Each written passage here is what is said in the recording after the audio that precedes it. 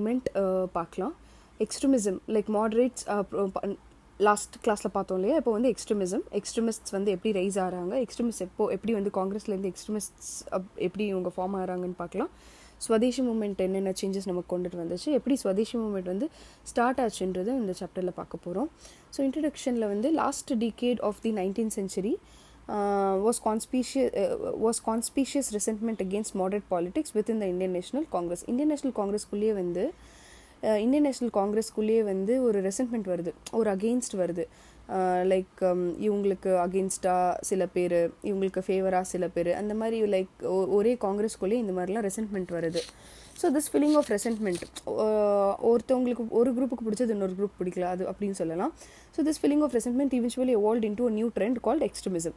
இந்த ரெசன்ட்மெண்ட்டு தான் வந்து இந்த நியூ ட்ரெண்ட் எக்ஸ்ட்ரீமிசத்துக்கு வந்து ஒரு நல்ல ஒரு வழி காட்டுது.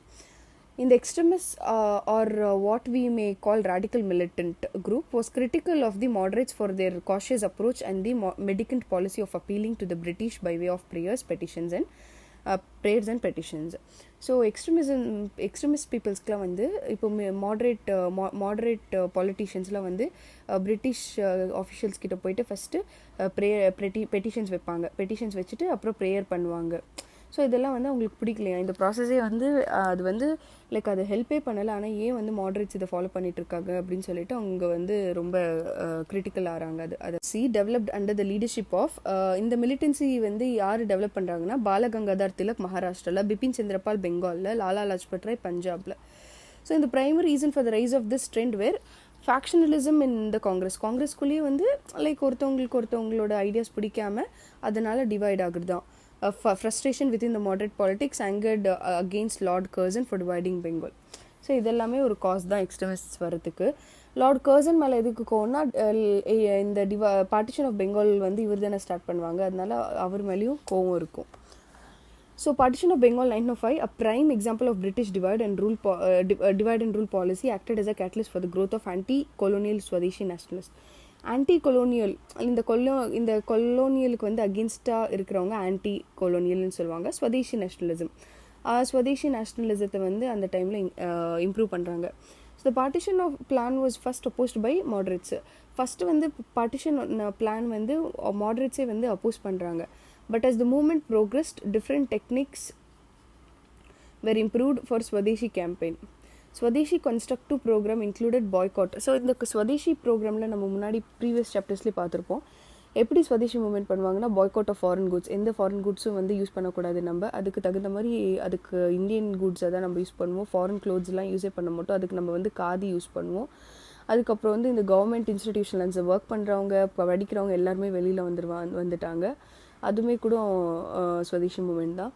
அதுக்கப்புறம் வெர்னாக்குலர்லையே இல்லைன்னா லைக் நேஷனை இந்தியன் ஸ்கூல்ஸ் காலேஜஸ்லாம் ஸ்டார்ட் பண்ணுவாங்க.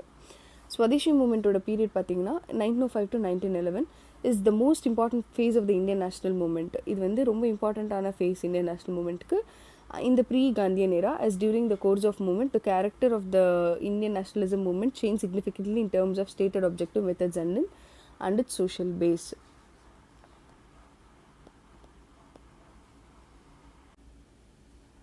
இந்த மூமெண்ட்டுக்கு வந்து பேஸே வந்து ப்ராப்ளம்ஸ். நம்மளுக்கு வந்து பிரிட்டிஷ் கவர்மெண்ட்லேருந்து காமனாக எல்லா பீப்புளுக்கும் ப்ராப்ளம்ஸ் வரும் இல்லையா, அந்த காமனாலிட்டியை எடுத்து அந்த மூமெண்ட்டை வந்து போராட ஸ்டார்ட் பண்ணுவாங்க. ஓகேங்களா, swadeshi movement. So the colonial exploitation, அதுதான் கொலோனியல் எக்ஸ்ப்ளாய்டேஷன். இந்த கொலோனியல் வந்து எல்லாருக்கிட்டையும் எக்ஸ்ப்ளாய்ட் தானே பண்ணுவாங்க. அதுதான் ஒரு காமனாலிட்டியாக இருந்திருக்கு எல்லாரோட லைஃப்ஸ்லேயும். So first time in the history எல்லாருமே வந்து இந்த மூமெண்ட்டில், இந்தியன் நேஷனல் மூமெண்ட்டில் வந்து கலந்துக்கிறாங்க. விமன் ஆகட்டும், ஒர்க்கர்ஸ் ஆகட்டும், பெசன்ஸ், மார்ஜினலைஸ்ட் குரூப்ஸு, எவ்ரிபடி அவங்க எக்ஸ்போஸ் ஆகிறாங்க. மாடர்ன் நேஷனலிஸ்ட் ஐடியாஸ்க்கு வந்து அண்ட் பாலிடிக்ஸ்க்கு வந்து எல்லாருமே எக்ஸ்போஸ் ஆகிறாங்க. எல்லாருமே அதை பார்க்குறாங்க, பார்ட்டிசிபேட்டும் பண்ணுறாங்க. அதுதான் எக்ஸ்போஸ்ன்னு சொல்கிறாங்க. அந்த காலம் வந்து ஒரு பீரியட் ஆஃப் எலைட்டாக இருந்திருக்கு. எலைட்னா எடுக்கேட்டட் பீப்புளுக்கு மட்டும்தான் இந்த லைக் பேசுகிற உரிமை எல்லாம் இருக்கும், அவங்களுக்கு தான் தைரியமே இருக்கும் அந்த மாதிரி. அப்புறம் வந்து ரிச் பீப்புள் அண்ட் எடுக்கேட்டட் பீப்புளுக்கு தான் வந்து அப்போது ஃபுல்லாக லைஃபே இருந்துச்சு. அந்த மாதிரி டைம்லேயே இந்த எலைட் பீப்புள், கொஞ்சம் எடுக்கேட்டட் பீப்புளெலாம் என்ன பண்ணுவாங்கன்னா, காமன் பீப்புளோட எஃபர்ட்ஸுக்கு கூட நம்ம போராடணும், ஸோ அவங்களும் பாலிடிக்ஸில் ஜாயின் பண்ணணும் அப்படின்ட்டு வந்து பேசியிருக்காங்க. The other prominent development during the Swadeshi period was the growth of vernacular press. So Swadeshi periodல வந்து இன்னொரு நல்ல growth இருக்குது. அது என்னென்னா vernacular press. Vernacular pressனால் வந்து இப்போது இந்தியா இருக்கு இல்லையா, இந்தியாவோட லோக்கல் லாங்குவேஜஸ் ஹிந்தி, மராட்டி, தமிழ், தெலுங்கு, இதிலே வந்து அவங்க வந்து அவங்கவுங்க லாங்குவேஜஸில் ஜேர்னல்ஸு, நியூஸ் பேப்பர்ஸ்லாம் எடிட் பண்ணி பீப்புள் டிஸ்ட்ரிபியூட் பண்ணுறது, ஓகேவா, அது கூட பண்ணிகிட்டு இருந்திருக்காங்க. அந்த மாதிரி வெர்னாக்குலர் ப்ரெஸ் வந்ததுனால இந்த இன்ஃபர்மேஷன் வந்து முன்னாடி இங்கிலீஷ் நியூஸ் பேப்பராக தானே இருந்துச்சு. ஸோ இங்கிலீஷ் படிக்கிறவங்களுக்கு மட்டும்தான் இது இருந்துச்சு. ஆனால் வெர்னாக்குலர் ப்ரெஸ் வந்த பிறகு நம்மளோட லோக்கல் பீப்புள்ஸ் நிறைய பேருக்கு வந்து எல்லாமே தெரிய வந்துச்சு. நல்லா அவங்களும் எஜுகேட் ஆகிட்டு இருந்தாங்க. So the role played by Swadeshi Mitran in Tamil Nadu, Kesari in Maharashtra, Yugandhar in Bengal are few examples. So இதெல்லாமே கொஞ்சம் ப்ராமினன்ட் நியூஸ் பேப்பர்ஸ் இல்லையா. ஸோ இதெல்லாம் வந்த பிறகு பீப்புளுக்கும் நிறைய தெரிய வருது. As the movement gained support among the people of the government passed a series of repressive acts. இந்த மூமெண்ட் வந்து நல்ல ஒரு சப்போர்ட் வந்து கிடைக்குது. கவர்மெண்ட் வந்து நிறைய லாஸ்லாம் வந்து ரெப்ரெசிவ் லாஸ், ரொம்ப கொடுமையான லாஸ்லாம் வந்து எனாக்ட் பண்ணுறாங்க. So public meeting act 1907, explosive substance act 1908, the news paper incitement and offence act 1908, the Indian Press Act 1910 to crush the national activities of any nature. So இந்த நேஷ்னல் ஆக்டிவிட்டீஸ் வந்து யாருமே இந்த national ஆக்டிவிட்டீஸை improve பண்ணக்கூடாது. If suppose யாராச்சும் improve பண்ணாங்கன்னா அவங்கள வந்து இந்த மாதிரி ஆக்ட்ஸ்லாம் போட்டு உள்ளே போட்டுருவாங்க. So one of such measure was recording and monitoring of public meetings which were considered a matter of judicial scrutiny. இதெல்லாம் வந்து அவங்க ஒரு வேலையாகவே பார்த்துட்டு இருந்தாங்க. ஏதாச்சும் தப்பு நடக்குதா, இந்த மாதிரி நடக்குது அப்படி இப்படின்னு சொல்லிட்டு.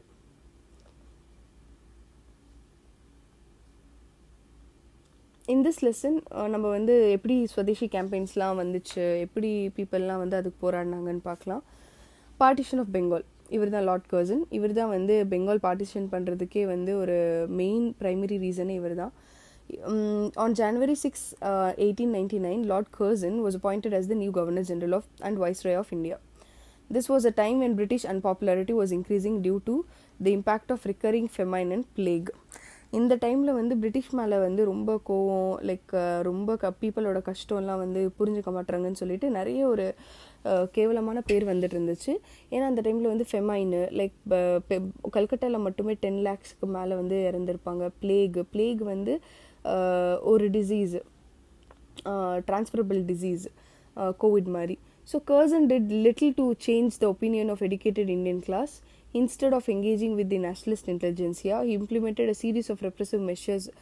கர்சன் வந்ததுமே வந்து இந்தியன் நேஷ்னலிஸ்ட் பீப்புள் கூட வந்து நேஷ்னலிஸ்ட் இன்டெலிஜென்சியா இந்த நாடுக்காண்டி போராடுறவங்க அவங்கக்கிட்டலாம் வந்து அவர் வந்து ஃபஸ்ட்டு மீட் பண்ணணும்னு நினைக்கல.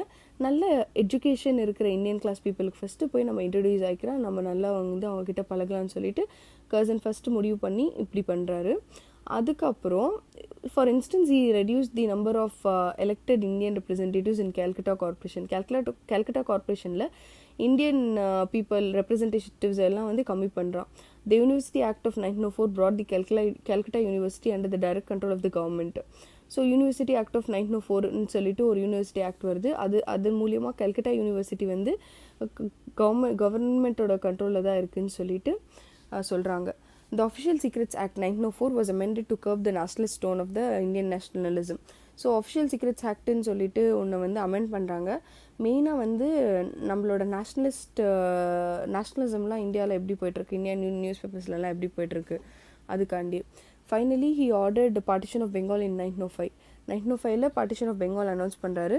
இந்த பார்ட்டிஷன் சொன்ன பிறகு நிறைய ப்ரொட்டஸ்ட்ஸ், நிறைய ஸ்ட்ரைக்ஸ்லாம் வந்து ஆல் அக்ராஸ் இந்தியா வந்து நடக்குது.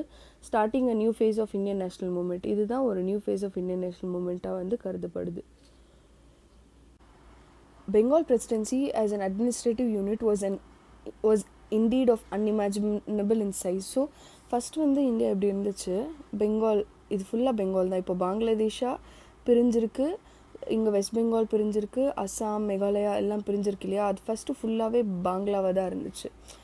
அஸ்ஸாம் வரைக்கும் கூட இல்லை. இப்போ இருக்கிற பங்களாதேஷும் வெஸ்ட் பெங்கால் ஒரிசா கொஞ்சம் பார்ட்ஸ் ஆஃப் ஒரிசா, கொஞ்சம் பார்ட்ஸ் ஆஃப் பீகார் எல்லாமே பாங்களாவாக இருந்துச்சு, பங்களாதேஷாக இருந்துச்சு, பெங்காலாக இருந்துச்சு. ஸோ அந்த பெங்கால் பிரசிடென்சி வந்து ரொம்ப பெருசாக இருந்துச்சு, அன்இமேஜிபிள் சைஸில் இருந்துச்சு. ஸோ 1960s வந்து அது பார்ட்டிஷன் பண்ணலாமான்னு டிஸ்கஸ் பண்ணியிருக்காங்க. ஆனால் அது வந்து அப்படியே கிராஜுவலாக அந்த டாக்ஸ்லாம் கரைஞ்சிருச்சு. அதுக்கப்புறம் the scheme of partition was revived in March 1890. திருப்பியும் 1890 வந்து திருப்பியும் வந்து பார்ட்டிஷன் பண்ணலாமா அப்படின்னு யோசிக்கிறாங்க. ஸோ அஸ்ஸாமுக்கு ஒரு வாட்டி கர்சன் போயிருக்காரு டூருக்கு. அப்போ வந்து அங்கே இருந்த யூரோப்பியன் பிளான்டர்ஸ், இந்த டீ பிளான்டேஷன்ஸ்லாம் வச்சுருப்பாங்க இல்லையா, ஸோ அந்த யூரோப்பியன் பிளான்டர்ஸ்லாம் வந்து எங்களுக்கு வந்து லைக் ஒரு மேரிடைம் அவுட்லெட் வேணும், இந்த கப்பல்லாம் போகும்ல, லைக் கப்பலில் குட்ஸில் ஏறிட்டு ரிவர் வழியாவோ சி வழியாவோ போகும் இல்லையா, அந்த மாதிரி எங்களுக்கு ஒரு மேரிடைம் அவுட்லெட் வேணும், கொல்கட்டா க்ளோஸராக அசாம் அண்ட் பெங்கால் ரயில்வேஸை வந்து நாங்கள் அவ்வளோவா அவங்க டிபெண்ட் பண்ணாமல் இருக்கிறதுக்கு அப்படின்னு கேட்பாங்க. Following this, in December 1903, Curzon drew up a scheme in his minutes on territorial redistribution of India. So இது அவங்க சொன்னதுமே கர்சன் வந்து உடனே காதுக்கு எடுத்துக்கிறாரு.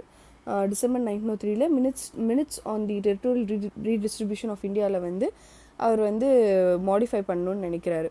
So which was later modified and published as Risley papers. So ரிஸ்லின்னு சொல்லிட்டு ஒருத்தர் இருப்பார், அவர் வந்து சென்சஸ்க்கு வந்து ஹெல்ப் பண்ணுவாங்க நிறையா. ஸோ அந்த அவரோட பேப்பர்ஸில் வந்து இதுக்கு குறித்தும் வந்து இருக்குன்னு சொல்கிறாங்க. The report gave 2 reasons. இந்த ரிஸ்லி பேப்பர்ஸ் வந்து 2 ரிப்போர்ட்ஸ் கொடுக்குறாங்க in support of partition support பண்ணுற மாதிரி. So relief of Bengal and the improvement of Assam. பெங்காலுக்கு ஒரு ரிலீஃப் கிடைக்கும், சப்போர்ட் கிடைக்கும், அசாமுக்கும் ஒரு இம்ப்ரூவ்மெண்ட் கிடைக்கும் இந்த மாதிரி பார்ட்டிஷன் நடந்துச்சுன்னா அப்படின்னு சொல்லுவாங்க. The report, however, concealed information on how the plan was originally devised for the convenience of British officials and the European businessmen. ஆனால் இந்த ரிப்போர்ட்டோட மெயின் நோக்கமே வந்து எப்படி பிரிட்டிஷர்ஸ் ஆஃபிஷியல்ஸ்க்கெலாம் நல்ல கன்வீனியன்ஸாக பண்ணலாம், யூரோப்பியன் பிஸ்னஸ்மேனுக்குலாம் எப்படி நல்ல மணி வர மாதிரி பண்ணலாம், அதுதான் அவங்களுடைய மெயின் எய்மாக இருந்திருக்கு. 1903 and 1905, this initial idea of transferring or reshuffling some areas from Bengal was changed to full-fledged plan of partition. So இந்த காலகட்டத்தில் வந்து இந்த பார்ட்டிஷன் என்ற பிளான் வந்து ரொம்ப சீரியஸாக வந்து நடந்துகிட்ருக்குன்னு சொல்கிறாங்க. Bengal was to be divided into 2 provinces. Bengal வந்து 2 ப்ராவின்ஸாக டிவைட் பண்ணுற மாதிரி இருந்திருக்கு. நியூ ஈஸ்டர்ன் பெங்கால், இது ஈஸ்டர்ன் பெங்கால், இது வெஸ்டர்ன் பெங்கால். ஸோ ஈஸ்டர்ன் பெங்காலில் வந்து அஸ்ஸாம், சித்தாகாங் அப்படின்னு சொல்லிட்டு ஒரு ஏரியா இருக்கும், Dhaka, parts of Rajshahi hills of Tippera, Assam province and Malda, இது எல்லாமே வந்து ஈஸ்டர்ன் பெங்கால் அப்படின்னு சொல்லிட்டு ஒரு ப்ராவின்ஸ் கிரியேட் ஆகுது. வெஸ்ட் பெங்கால்னு சொல்லிட்டு இப்போ இருக்கிற வெஸ்ட் பெங்கால் வந்து அப்படி தான் வெஸ்ட்டு, இது வெஸ்ட்டு, இது ஈஸ்ட் பெங்கால். அப்படி பிரிச்சப்போ இது ஈஸ்ட் பெங்கால் ஆகிடுச்சு. அதுக்கப்புறம் இவங்க பங்களாதேஷம் நேம் மாற்றிக்கிட்டாங்க. இது வெஸ்ட் பெங்காலாகவே இருக்குது இன்னுமே நமக்கு. ஹிந்து முஸ்லீம் டிவைட் பண்ணணுன்றது தான் லார்ட் கர்சனோட மெயின் எய்மே. அவருக்கு எவ்வளோதான் இன்டென்ஷன்ஸ் வந்து இருந்தாலுமே லைக் பெங்கால் வந்து பெருசாக இருக்குது, பெங்காலை வந்து அட்மினிஸ்ட்ரேட் பண்ண முடியல, அப்படி இப்படி இருந்தாலுமே அவரோட மெயின் இன்டென்ஷன் வந்து பொலிட்டிக்கல் ஆக்டிவிட்டீஸ்லாம் ஒன்றுமே கிடையாது, இந்து முஸ்லீம்ஸ் வந்து டிவைட் ஆகணும், அதுதான் அவரோட மெயின் எய்மே. ஸோ கவர்மெண்ட் வந்து இன்டென்ஷனலாகவே வந்து government intentionally ignored alternative proposals presented by the civil servants. இது பார்ட்டிஷன் பண்ணாமலே நம்ம என்னென்னலாம் ஆல்டர்னேட்டிவ் மெஷர்ஸ் எடுக்கலாம்னு சொல்லிட்டு சிவில் சர்வெண்ட்ஸ்லாம் வந்து கொடுப்பாங்க. அது எல்லாமே வந்து கவர்மெண்ட் வந்து ரிஜெக்ட் பண்ணிக்கிட்டது. Particularly idea of dividing Bengal on linguistic பேசிஸ்லாம் வந்து டிவைடே பண்ணக்கூடாது, அது வேறு மாதிரி ப்ராப்ளம் ஆகிடும், அது வந்து பெங்காலி பாலிட்டிஷியன்ஸ்க்குலாம் கூட அது வந்து ப்ராப்ளம் ஆயிரும், ஸோ நான் அந்த மாதிரி பண்ண மாட்டேன்னு சொல்லிட்டு லார்ட் கர்சன் சொல்லிடுறாரு. லார்ட் கர்சன் வந்து ரொம்ப அடமெண்ட்டாக இருக்கார் இந்து முஸ்லீமை வந்து பிரிக்கிறதுல. ஸோ இப்போ இப்படி பார்த்தீங்கன்னா பெங்கால் வந்து இது வெஸ்ட் பெங்கால், இது ஈஸ்ட் பெங்கால் இல்லையா, இப்போ கூட நம்மளுக்கு அதுதான் வெஸ்ட் பெங்கால் பேர் வந்து வெஸ்ட் பெங்காலாகவே இருக்குது. ஏன்னா இது வந்து west side of the Bengal, இது வந்து ஈஸ்ட் பெங்கால் வந்து ஈஸ்ட் பாகிஸ்தான் ஆகுது, அதுக்கப்புறம் பங்களாதேஷாக மாறிடுது. இப்போது வந்து இது பங்களாதேஷாக இருக்குது, நம்ம தான் ஒன்றுமே இது வெஸ்ட் பெங்காலாகவே வச்சுருக்கோம். வெஸ்ட் பெங்கால் வந்து dominated by Hindus, east Bengal வந்து டாமினேட்டட் பை முஸ்லீம்ஸு. ஸோ இந்த மாதிரி லைன்ஸில் இருந்து இவங்களுக்கு ஈஸியாக நம்ம பிரிச்சிடலாம், அதுதான் கர்சனோட பிளானே. So Curzon was adamant he wanted to clearly segregate Hindu and Muslim population in the divided Bengal. Curzon like many other new, கர்சனுக்கு வந்து முன்னாடியே தெரியும் பாகிரதின்னு சொல்லிட்டு ஒரு ரிவர் இருக்கும், அந்த ரிவரே வந்து இவங்க 2 பேரையும் பிரிச்சிரும்னு. ஆனாலுமே அவருக்கு வந்து இந்த ப்ராப்பராக பிரிக்கணும் அப்படின்னு சொல்லிட்டே வந்து அவர் வந்து பிரிச்சிட்டாரு. Eastern Bengal dominated by Muslims and Western Bengal dominated by Hindus. And in Central Bengal, two communities-உம் வந்து சேர்ந்துருக்கும். சென்ட்ரலாக இருக்கிறப்போ ரெண்டு கம்யூனிட்டிஸும் சேர்ந்துருக்கும், அதெல்லாம் பெரிய பிரச்சனை இல்லாமல். There was a conscious attempt on the part of British administration to woo the Muslim proposal in Bengal. So முஸ்லீம்ஸை வந்து impress பண்ணணும்னு சொல்லிட்டு அவங்களுக்கு வந்து ஒரு கான்ஸ்டண்ட்டாக அவங்களுக்கு இருந்துக்கிட்டே இருக்குது ஒரு அட்டெம்ப்ட் பிரிட்டிஷ் அட்மினிஸ்ட்ரேஷனுக்கு முஸ்லீம்க்கு வந்து ஃபேவராக இருக்கணும், லைக் அவங்களுக்கு வந்து நம்ம நல்லது தான் செஞ்சுருக்கோன்னு அவங்களுக்கு புரியணும்னு சொல்லிட்டு. தாக்காவில் வந்து February 1904 கர்சன் வந்து முஸ்லீம்ஸ்க்கு சொல்கிறாரு, new province of east Bengal Muslims would enjoy unity which they had never enjoyed. So இந்த ஈஸ்ட் பெங்காலில் வந்து நீங்கள் வந்து முஸ்லீம்ஸ்க்குனே ஒரு மெஜாரிட்டி இது நீங்கள் இருப்பீங்க. ஸோ நீங்கள் வந்து நல்ல ஒரு லைஃப் என்ஜாய் பண்ணுவீங்க, யூனிட்டியாக இருப்பீங்க. ஓல்டு முஸ்லீம் ரூல் அப்படின்னா அக்பர் பாபர் காலத்தில் நீங்கள் நல்லா இருந்தீங்க, இப்போது வந்து திரும்பி நீங்கள் அப்படி ஆவீங்க, அந்த மாதிரிலாம் வந்து பிரிட்டிஷர்ஸ் வந்து அவங்களுக்கு சொல்கிறாங்க. பார்ட்டிஷன் பண்ணது வந்து பெங்காலி பீப்புளை டிவைட் பண்ணல, ஆனால் அது இன்னுமே ஒற்றுமை பண்ணிருச்சு. எப்படி நீங்கள் இப்படி பண்ணுவீங்க அப்படின்னு சொல்லிட்டு எல்லா class people, class, caste, religion எதுவுமே பார்க்காம எல்லாருமே ஒன்றாயிருவாங்க. By the end of the 19th century, a strong sense of Bengal unity had developed among the large sections of the society. 19th century முடியறதுக்குள்ளேயே வந்து இந்த பெங்காலி யூனிட்டி வந்து பயங்கரமாக பெருசாகிட்டே இருக்குது. Bengal language had acquired literary status. Bengal language வந்து literacy status கொடுக்குறாங்க with Rabindranath Tagore as the central figure. Central figure வந்து ரவீந்திரநாத் டாகூரை வச்சு அவங்களுக்கு வந்து ஒரு லிட்ரஸி ஸ்டேட்டஸ் கொடுக்குறாங்க, Rabindranath Tagore as the central figure. The growth of regional language newspapers played a role in building the narrative of solidarity. So இந்த news பேப்பர்ஸ்லாம் வந்து ஸ்வதேஷி மித்ரன், யுகாந்தர் அதெல்லாம் இருக்கு இல்லையா, அதெல்லாம் அந்த நியூஸ் பேப்பர்ஸ்லாம் வந்து பீப்புளுக்கு வந்து ஒரு நல்ல ஒரு சாலிடாரிட்டி, நல்ல ஒரு தேசபக்தி வரத்துக்காண்டி நல்லா ஹெல்ப் ஆகுதுன்னு சொல்கிறாங்க. சிமிலர்லி ரிக்கரிங் ஃபெமைன்ஸ் வந்துக்கிட்டே இருக்குது வாட்டர் இல்லாமல், ஆனால் இங்கேருந்து போகிற ஃபுட்டு பிரிட்டனுக்கு போயிட்டே இருக்குது. அன்எம்ப்ளாய்மெண்ட்டு, யாருக்கும் ப்ராப்பராக வேலை இல்லை. ஸ்லம்ப் இந்த எக்கனாமிக் க்ரோத்துனா அது வந்து எக்கனாமிக் க்ரோத்தை வந்து அவ்வளோவா வந்து ஜெனரேட் பண்ணலை, எக்கனாமிக் க்ரோத்தை வந்து கம்மி பண்ணிக்கிட்டு இருக்கு. அது எல்லாமே வந்து இந்தியன்ஸ்க்கு வந்து ஆன்டி கொலோனியல் ஃபீல் கிடைக்கிது. ஆன்டி பார்ட்டிஷன் மூமெண்ட், பார்ட்டிஷன் பண்ணுறதுக்கு யாரெல்லாம் வந்து அகெயின்ஸ்டாக இருந்தாங்கன்னு பார்க்கலாம். பார்ட்டிஷன் பண்ணுறப்போ மிலிட்டன்ஸும் மாடரேட்ஸுமே ரெண்டு பேருக்குமே வந்து பெங்கால் வந்து பார்ட்டிஷன் பண்ணுறதுக்கு சுத்தமாக விருப்பமே கிடையாது. பார்ட்டிஷன் பண்ணுவோன்னு December 1903 வந்து சொல்கிறாங்க.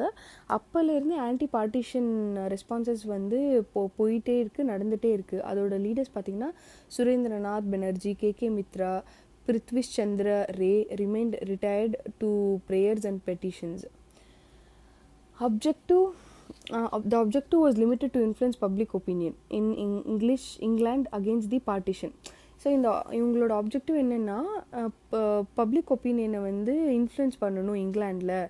இவங்க பாருங்கள் பார்ட்டிஷன் பண்ணிகிட்ருக்காங்க தேவையில்லாமல், அந்த மாதிரிலாம் வந்து அங்கே இருக்கிற பீப்புள்ஸ்லாம் தெரிய வைக்கணும்னு சொல்லிட்டு. However, despite the widespread resentment, partition of Bengal was officially declared on 19th July 1905.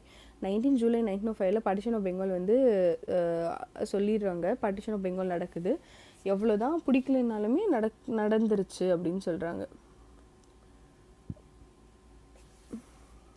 So with the failure of stop the partition of Bengal and the pressure exerted by the radical leaders like Bipin Chandra Pal, Ashwini Kumar Datta, Aurobindo Ghosh, the moderate leaders were forced to rethink their strategy and look for new techniques of protest. So இந்த ஐடியாஸ்லாம் நடக்கல இந்த moderate லீடர்ஸ்க்கு வந்து இந்த like இவங்க சொல்லியும் வந்து partition of Bengal நடக்குது, அந்த டைமில் தான் அவங்களுக்கு தெரியுது நம்மளோட ஸ்ட்ராட்டஜியை வந்து ரீதிங்க் பண்ணணும் போல், இல்லைன்னா புது ஸ்ட்ராட்டஜிஸ் பார்க்கணும் அப்படின்னு சொல்லிட்டு. அப்போது தான் boycott of British goods was one such method. British goods எல்லாம் பாய்காட் பண்ணலாம், அதுவுமே ஒரு நல்ல ஒரு மெத்தட் தானே அப்படின்னு சொல்லிட்டு, which after much debate was accepted by moderate leadership of the Indian National Congress. அதுவுமே எல்லாருமே ஒத்துக்கலாம், நிறைய டிபேட் நடந்த பிறகு தான் இது ஒத்துக்கிறாங்கன்னு சொல்கிறாங்க. So for the first time moderates went beyond their conventional politics methods. First டைமில் வந்து அவங்களோட ட்ரெடிஷ்னல் மெத்தட்ஸ்லாம் விட்டுட்டு ஃபஸ்ட் டைம் வந்து இந்த மாதிரிலாம் வந்து பண்ணணும்னு நினைக்கிறாங்க. It was decided at a meeting in Calcutta on 17 July 1905. So it was இந்த மீட்டிங்கில் தான் டிசைட் பண்ணுறாங்க பாய்காட் ஆஃப் ஃபாரின் குட்ஸ்ன்னு சொல்லிட்டு, to extend the protest to the masses எல்லா மாசஸ்க்கும் வந்து போய் சேரணும்னு சொல்லிட்டு. In the same meeting, Surendranath Banerjee gave a call for the boycott. So Surendranath Banerjee வந்து boycott பண்ணலாம் அப்படின்னு சொல்கிறாரு of British goods and institutions companies, government schools, colleges எல்லாத்துலேயும் இருக்கிற எல்லாருமே வெளில வந்துருங்க, நம்மளே வந்து நேஷ்னல் ஸ்கூல்ஸ் காலேஜஸ்லாம் வந்து ஸ்வதேசி மூமெண்ட் கீழே வந்து பண்ணலாம் அப்படின்னு சொல்லிட்டு. Of public meetings were organized in towns and villages across Bengal. எல்லா பெங்கால் ஃபுல்லாகவே வந்து சின்ன சின்ன மீட்டிங்ஸ்லாம் வந்து இதாகிட்டே இருக்குது. So religious festival such as Durga Puja was utilized to invoke the idea of boycott. இந்த ஐடியா ஆஃப் பாய்காட் எல்லாம் இது பண்ணுறதுக்கு இந்த துர்கா பூஜா எல்லாமே கூட நல்லா ஹெல்ப் பண்ணியிருக்கு. த டே பெங்கால் வாஸ் ஒஃபிஷியலி பேட்ரனைஸ்டு. அந்த டேயில் வந்து பெங்கால் நிஜமாகவே பேட்ரனைஸ் ஆகிடுது. 16th October 1905 was declared as the day of mourning. ஏன்னா இந்த டைமில் தான் பிரிஞ்சு அவங்க இங்கிட்டு நம்ம இங்கிட்டுன்னு போனதுனால டே ஆஃப் மார்னிங்கை சொல்லப்படுது. Thousands of people took bath in Ganga and marched to the streets and of calculating singing Bande Matram. So thousands of people வந்து கங்கா நதியில் போய் மூழ்கிட்டு வராங்க. அப்புறம் வந்து அவங்க வந்து பந்தே மாத்திரம் அப்படின்னு சொல்லிட்டு எல்லார் வாயிலையும் அது சாண்ட் ஆகிட்டே இருக்குன்னு சொல்கிறாங்க. தேசி மூமெண்ட்ஸ் இன் பெங்கால் பார்க்கலாம். பாய்காட் லைக் அந்த ப்ராடக்ட்ஸில் யூஸ் பண்ணாமல் அதை எப்படி வந்து பாய்காட் பண்ணுறாங்க. அதுக்கப்புறம் ஸ்வதேசி மூமெண்ட்ஸ் எப்படி வந்து ஸ்வதேசி மூமெண்ட் ரைஸ் ஆகுது, லைக் எப்படி ஃபார்ம் ஆகுதுன்னு வந்து பார்க்கலாம். 1905 to 1911. Such efforts, both the organizations and spontaneously laid foundation for sustained campaign against the British. So கன்சிஸ்டண்ட்டாக வந்து ஒரு லைக் அந்த ஃபயர் இருந்துக்கிட்டே இருக்குது. அதனால தான் இந்த பிரிட்டிஷ்க்கு அகேன்ஸ்டாக இந்த மாதிரி ஒரு பெரிய கேம்பெயின் பண்ண முடிஞ்சிச்சுன்னு சொல்கிறாங்க. The boycott and Swadeshi were always interlinked to each other. இந்த பாய்காட்டும் ஸ்வதேஷி வந்து ஆல்வேஸ் இன்டர்லிங்காகவே இருந்திருக்கு. ரெண்டுத்துக்கும் வந்து ஒரு லிங்க் இருந்துக்கிட்டே இருந்திருக்கு to each other and part of a wider plan to make India self sufficient. India வந்து எல்லாமே இந்தியாவிலே கிடைக்கணும், அந்த செல்ஃப் சஃபிஷியன்சியை வந்து அப்போவே வந்து இந்த ஸ்வதேஷி மூலமாக கொஞ்சம் நமக்கு தெரிஞ்சிருக்கு. ஜி சுப்பிரமணியம் இவர் வந்து ஒரு nationalist leader from Madras succinctly explained the aim of the Swadeshi movement. இவர் வந்து ப்ராப்பராக ஸ்வதேஷி மூமெண்ட்டோட எய்ம் என்ன அப்படின்னு சொல்லிட்டு சொல்கிறாங்க. என்ன சொல்கிறாங்கன்னா, as a revolt against their state of dependence in all branches of their national life. In the words of Gopal Krishna Gokhale, Swadeshi movement is not only for the improvement of our industry but for an all-round enhancement of all national life. So இந்த ஸ்வதேஷின்றது வந்து நேஷனோட லைஃபே வந்து improve ஆகணும், நம்ம industry அந்த மாதிரி improve ஆகிறத விட நேஷனே வந்து இம்ப்ரூவ் ஆகணும் அப்படின்னு சொல்லிட்டு கோபால் கிருஷ்ண கோகலே சொல்கிறாரு. ஓகேங்களா. As the movement progress different definitions of swadeshi appeared.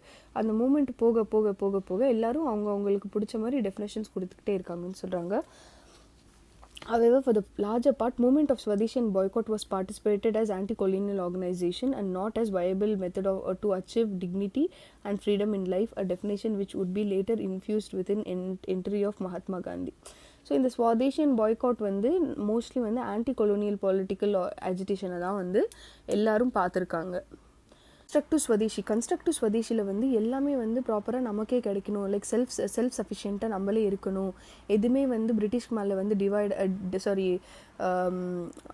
Depend ஆகக்கூடாது, எல்லாமே நம்மளே பண்ணணும், எந்த இன்ஸ்டிடியூஷன்ஸும் அவங்க மேலே டிபெண்ட் ஆகக்கூடாதுன்னு சொல்லிட்டு ஒரு கன்ஸ்ட்ரக்டிவ் ஃபேஸாக வந்து ஸ்வதேஷி ஃபார்ம் ஆகுது.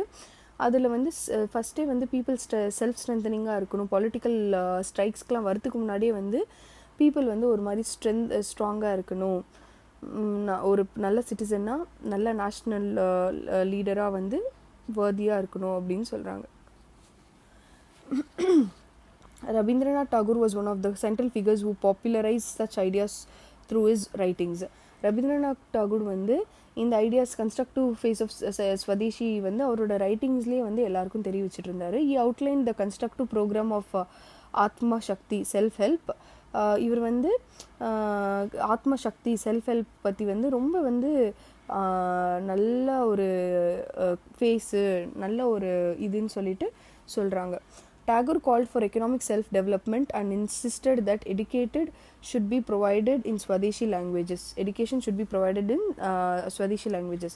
ஸோ Tagore வந்து நம்ம எல்லாருமே எக்கனாமிக்காகவும் செல்ஃப் டெவலப்ட் ஆகணும், அப்புறம் வந்து நம்ம எஜுகேஷன்லாம் வந்து ஸ்வதேஷி லாங்குவேஜ் நம்மளோட லாங்குவேஜாக தான் இருக்கணும் அப்படின்னு வந்து சொல்கிறாரு.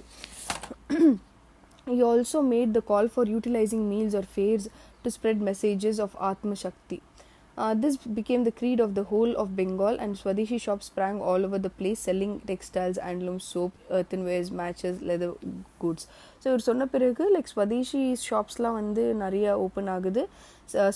ஸ்ப்ரெட் ஆஃப் ஸ்வதேஷி லாங்குவேஜ், ஆத்மசக்தி, நம்மளதே எல்லாம் இருக்கணுன்ற மாதிரி ஹேண்ட்லூம்ஸு, சோப்ஸு, எர்த்தன்வேரு, மேட்சஸ்ஸு, லெதர் குட்ஸ் எல்லாமே வந்து செல்ஃப் டெவலப்மெண்ட்டாகவே இருக்குது. 1905, at the initiative of the Don Society, National Council of Education was formed. So Dawn சொசைட்டியோட இனிஷியேட்டிவால் வந்து நேஷ்னல் கவுன்சில் ஆஃப் எஜுகேஷன் வந்து ஃபார்ம் ஆகப்படுது 1905. ஆகஸ்ட் 1906 வந்து Bengal national college and school வந்து ஃபைன் பண்ணுறாங்க, லைக் எஸ்டாப்ளிஷ் பண்ணுறாங்க. A passionate appeal was made by Satish Chandra to students to come out of institutions of slavery. Such efforts, however, failed to attract many due to bleak job prospects. So அங்கே வந்து சதீஷ் சந்திரா என்ன சொல்கிறாருன்னா, எல்லாருமே அந்த ஸ்லேவரியிலேருந்து வெளில வந்துருங்க, எல்லோரும் நல்ல நல்ல பொசிஷன்ஸில் நல்ல நல்ல ஜாப்ஸ் பண்ணுங்கன்ற மாதிரி. ஆனால் அந்த டைமில் வந்து அது அவ்வளோ பெருசாக அட்ராக்ட் ஆகிக்கல, ஏன்னா அப்போ வந்து ஜாப்ஸ்க்கே ரொம்ப கஷ்டமாக இருந்த டைம் அது. So, the other successful method of mass mobilization was the formation of samitis. Samitis na group of volunteers. Mass mobilisation நிறைய பேர் வந்து ஒரு கூட்டமாக வந்து ஃபுல்லாக கூட்டமாக இருப்பாங்க இல்லையா நிறைய பேர், அதுதான் மாஸ் மொபிலைசேஷன், எல்லாருமே சேர்ந்து வந்து போராடுறது. அந்த மாதிரி வந்து சமிட்டிஸ்ன்னு சொல்லிட்டு கார்ப்ஸ் ஆஃப் வாலண்டியர்ஸ், ஒரு குரூப் ஆஃப் வாலண்டியர்ஸ் இருப்பாங்க, அது வந்து சமிட்டிஸ்ன்னு சொல்கிறாங்க. இந்த சமிட்டிஸ்லாம் வந்து என்ன பண்ணிட்டு இந்த சமிட்டிஸ் இந்த ஆர்கனைசேஷன்ஸ்லாம் என்ன பண்ணிட்டு இருந்துச்சுன்னா, ஃபிசிக்கல் அண்ட் மாரல் ட்ரைனிங் மெம்பர்ஸ்க்கு வந்து ஃபிசிக்கல் ட்ரைனிங், மாரல் ட்ரைனிங் கொடுத்துட்டு இருந்துச்சு. ஃபிலந்த்ராஃபிக் ஒர்க் பண்ணிட்டு இருந்துச்சு. ஃபெமைன்ஸ், எபிடெமிக்ஸு, ஃபெமைன்ஸ்னால் வந்து பாவர்ட்டியில் வந்து எல்லோரும் வந்து வாடுறது, எபிடெமிக்ஸ்னால் வந்து ஏதாச்சும் நோய் வருது லைக் கோவிட், அப்போது அந்த டைமில் நான் சொன்னேன்ல பிளேக் வந்து இருந்துச்சு. Propagation of swadeshi message during festivals அப்போது இந்த மெசேஜஸ் ஸ்வதேசி மெசேஜ் எல்லாம் எப்படி வந்து ஸ்ப்ரெட் பண்ணுறது, இதெல்லாம் வந்து சமிட்டிஸ் ஹெல்ப் பண்ணிட்டு இருந்துச்சு. And organization of indigenous arbitration courts, நம்மளோட ஓன் கோர்ட்ஸ் வந்து ஃபார்ம் பண்ணி நடத்துறது, ஸ்கூல்ஸ் ஃபார்ம் பண்ணி நடத்துறதுலாம் வந்து சமிட்டிஸ் வாலண்டியர்ஸ் பண்ணிட்டு இருந்தாங்க. By its very nature, boycott was passive action, and its aim was to refuse to cooperate with British administration. அதோட main எய்மே என்னென்னா, பிரிட்டிஷ் அட்மினிஸ்ட்ரேஷனை வந்து கார்பரேட் பண்ணாதீங்க, அதுக்கு அகேன்ஸ்டாக இருங்கன்ற மாதிரி. But this mass mobilisation efforts failed to flourish as they could not extend their base among the Muslim peasantry and the depressed classes. இந்த mass mobilisation வந்து fail ஆகிடுது, ஏன்னா முஸ்லீம் பெசன்ட்ரிக்கு வந்து அவங்களால வந்து எதுவுமே கொண்டுட்டு போக முடியல, அதே மாதிரி டிப்ரெஸ்ட் கிளாஸ் பீப்புளுக்கும் வந்து அவங்களால எதுவும் செய்ய முடியல அப்படின்னு சொல்லிட்டு. இந்த சமிட்டிஸில் நிறைய பேர் வந்து எஜுகேட்டட் மிடில் கிளாஸ் பீப்புளும் அப்பர் கேஸ்ட் ஹிந்துஸும் தான் இருந்திருக்காங்க. So besides this the swadeshi campaign is often applied coercive methods, both social and physical. For instance, boycott of those purchasing foreign goods was common and taken up through caste associations and other nationalist organizations.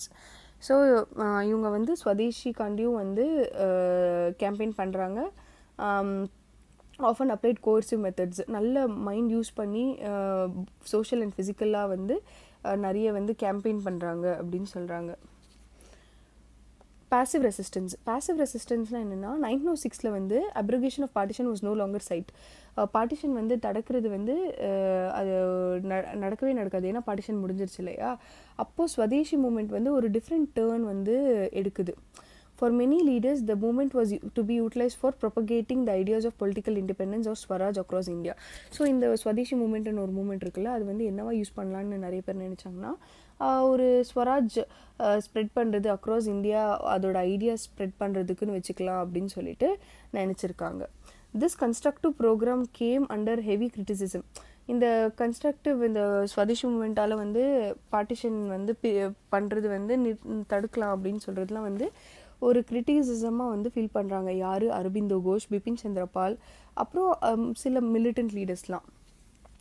So இந்த Swadeshi agenda வந்து இன்னும் ஒரு new direction வந்து மாறுது. அது வந்து என்னென்னலாம் இருந்துச்சுன்னா, boycott of foreign goods, boycott of government schools and colleges, boycott of courts, renouncing titles, அவங்க டைட்டில்ஸ் கொடுத்துருப்பாங்கல்ல அதெல்லாம் திரும்பி கொடுத்துறது, relinquishing government services, recourse to armed struggle in Britain, repression went beyond the limits of endurance. So இதெல்லாம் வந்து பண்ணியிருக்காங்க. The program of this nature required mass mobilization. இந்த program வந்து நிறைய பேர் தேவைப்பட்டுச்சு இல்லையா. Using religion combined with innovation of glorious past became the essential feature of their programs. Thank you.